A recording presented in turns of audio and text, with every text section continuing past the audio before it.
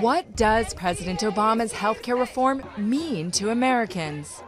This has saved me very much money. I think it's dangerous to the fiscal future of the United States. It's very exciting for us. I'm opposed to them telling us what we have to do. And the fate of that reform, the Affordable Care Act, designed to provide coverage to tens of millions of Americans, hangs in the balance right here.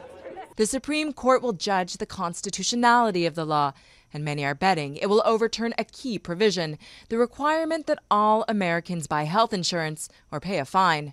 The so-called individual mandate hinges on how the 9 justices read the Commerce Clause of the 225-year-old Constitution and interpret what it means for Americans today. The Commerce Clause has to apply to a world that changes every 5 minutes.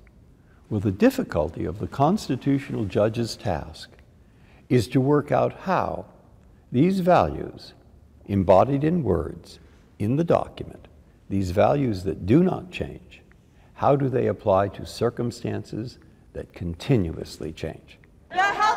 This is a politically charged question. Progressives say the conservative-leaning court will be serving the interests of Obama's foes if it spurns the reform. If the Affordable Care Act partially or wholly gets struck down only by conservative justices achieving the political ends of the Republican Party, I think people will continue to lose faith in the courts. But Randy Barnett, an influential lawyer working to overturn what critics call Obamacare, says the court will be doing its job in throwing out the bill, and not a moment too late. The timing of this thing could not have been more fortunate, because if the mandate struck down, and that means Congress really does need to legislate on health care reform again, it means the next election is going to be about what exactly this health care reform is going to look like. The only thing all Americans agree on is that the Supreme Court decision won't end the heated argument over how to reform the world's most expensive healthcare system.